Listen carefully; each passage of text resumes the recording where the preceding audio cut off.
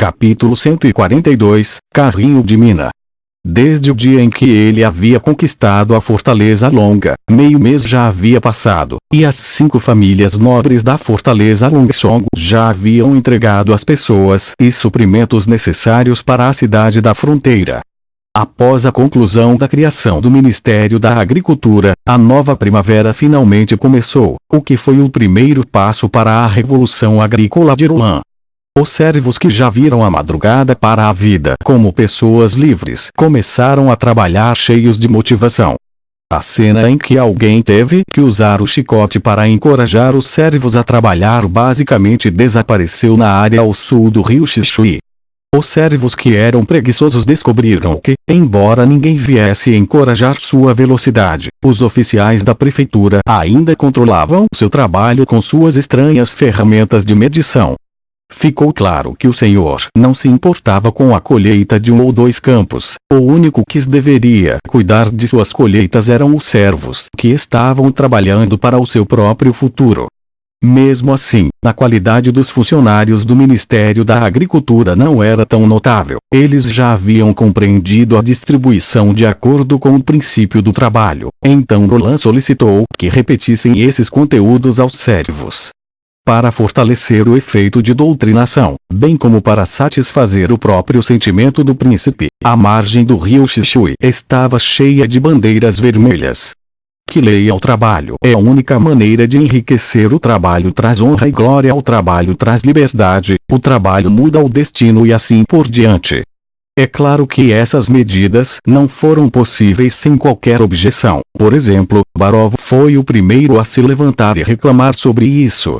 Sua Alteza Real, algo assim não tem sentido, a grande maioria dos servos não é capaz de ler.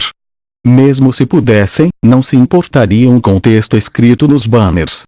Essas pessoas são apenas ignorantes, pois até mesmo o chicote não funciona. Então o que você pode esperar de algum texto insondável e misterioso? A resposta de Roland, no entanto, foi bastante simples. Esses banners não são feitos para eles. Então, por que você deseja criar esses banners?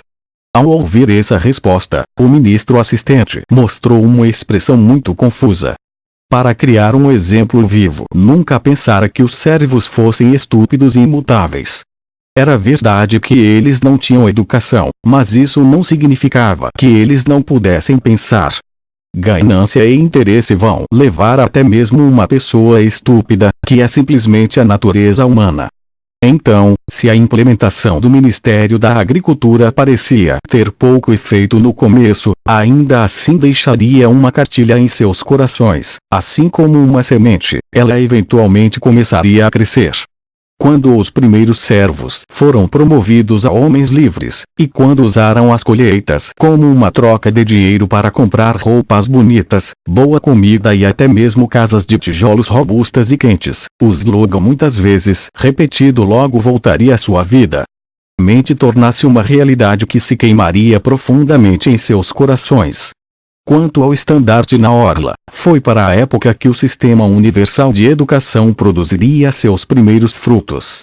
Por depender apenas de suas próprias mãos para se livrar da pobreza, tornando-se um membro oficial da fronteira, ainda mais do que os habitantes nativos, este era o poder do trabalho duro. Ao compará-lo, todos puderam sentir a distância entre eles, e sua única chance de fechá-lo é pegando o intuitivo para persegui-lo, assim a eficiência individual alcançaria seu nível mais alto. Iroead estava na entrada do túnel da mina, esperando a entrega de um novo minério. Desde os meses dos demônios, depois de estar quase cozido pela alta temperatura do vapor, ele nunca mais se atreveu a ficar tão perto da máquina negra. Felizmente, havia os angelicais como a senhorita Nana em Bordestovo.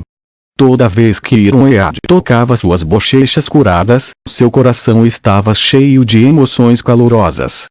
Durante seus momentos iludidos e em pânico, ele até suspeitava que a senhorita Nana era uma das lacaios do diabo, mas isso era claramente uma profanação de si mesma. Então, depois do inverno, ele levantou deliberadamente 2 peixes salgados e uma perna de javali e os entregou à família Pine. Para sua surpresa, Tito Spini era um visconde, mas ao contrário dos outros aristocratas que sempre mantinham o nariz no ar, ele aceitava abertamente seu pedido de desculpas.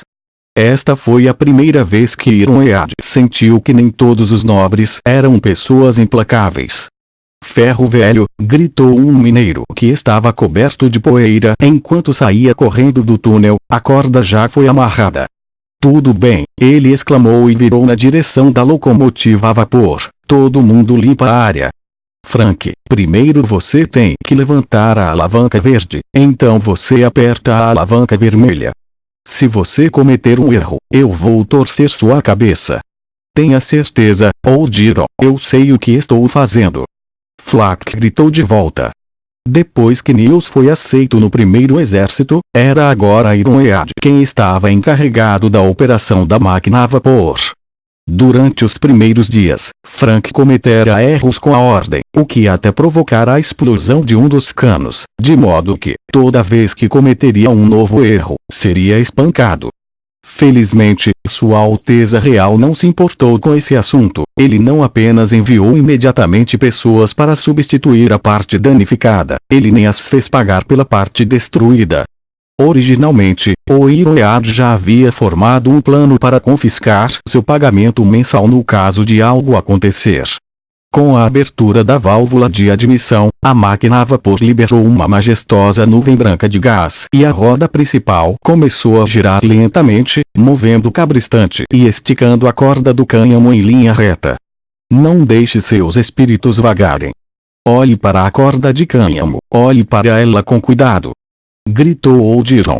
Agora, além do motor a vapor, o transporte do minério no túnel da mina também havia mudado.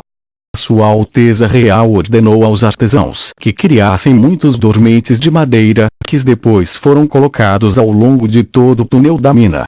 Depois, 2 longos bastões de madeira também foram colocados sobre os dormentes de madeira, o que à primeira vista parecia uma escada de madeira. Sua Alteza Real o chamara de Sistema de Transporte Ferroviário de Madeira, que é um nome muito complicado. Mesmo assim, não parece ser muito complicado, mas junto com a escada de madeira, também veio com um carrinho de mineiro especial. Esse carrinho é realmente algo. Normalmente, precisávamos de 3 a 4 dias para transportar o minério, mas a máquina a vapor pode puxar vários carrinhos para fora em apenas um momento de respiração. Ironhead observara com precisão o carrinho de mineiro das 4 rodas. Podia correr nos trilhos de madeira e era feito de cima para baixo completamente de ferro. Usar tanto ferro deveria ter custado muito dinheiro. A principal razão que poderia mover-se sobre aquelas varas finas de madeira sem cair no caminho de sua construção. O interior da roda era menor que sua borda, fixando-a firmemente no trilho. Em cima das rodas havia uma panela de ferro quadrada, que tinha em seu final e começava cada um pequeno buraco onde poderiam ser amarrados com uma corda de cânhamo. Ele não podia evitar admirar a sabedoria de Sua Alteza Real. Com um desenho tão simples, ele facilitara muito o transporte do minério. Antes de sua invenção, era o transporte do minério, que era o trabalho mais demorado. No entanto, este sistema também não era perfeito. Por exemplo, logo após 5 dias de uso, já havia 2 trilhos de madeira que haviam sido esmagados sob o peso, e não demorou muito tempo até que outros o seguissem. Mais tarde, Sua Alteza Real envolveu todos os trilhos em uma fina camada de ferro, melhorando um pouco a durabilidade dos trilhos. Além dos problemas com as pistas, a mina também teve uma quebra de corda por acidente, que ainda assombrava Ironhead até hoje. De acordo com os regulamentos, eles deveriam arrastar apenas 4 carrinhos de mina ao mesmo tempo. Mas naquele dia, os mineiros eram extraordinariamente rápidos e, por isso, ligaram 6 carros de mina juntos. Durante a primeira metade do transporte tudo correu bem, mas de repente quebrou uma das cordas de cânhamo. O rebote da corda de meio braço foi tão poderoso que o mineiro que foi atingido pela corda teve várias costelas quebradas. Os carrinhos de mina, em vez disso, deslizaram da trilha e derrubaram vários mineiros, esmagando suas pernas sob ele. Felizmente, o Iroad, que havia encontrado um acidente como esse, soube imediatamente o que fazer. Ele imediatamente organizou alguns mineiros que o ajudaram a transportar os feridos para a casa do Visconde.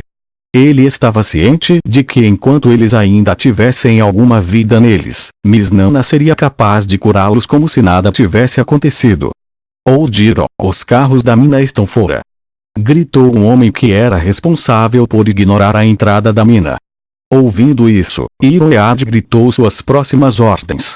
Frank, espere 10 suspiros e só então você deve desligar o vapor, prestar atenção ao pedido. Entendido. Depois dos 4 carros de minas, pararam lentamente no final da pista, Iroad foi para registrar os resultados de sua colheita. Os 2 primeiros carros foram preenchidos com uma pedra marrom, avermelhada, minério de ferro, que também era o mesmo tipo de mineral que foi encontrado mais na mina. O terceiro carro estava cheio de pedras acinzentadas com toques de amarelo, que deveriam ser de Cooper.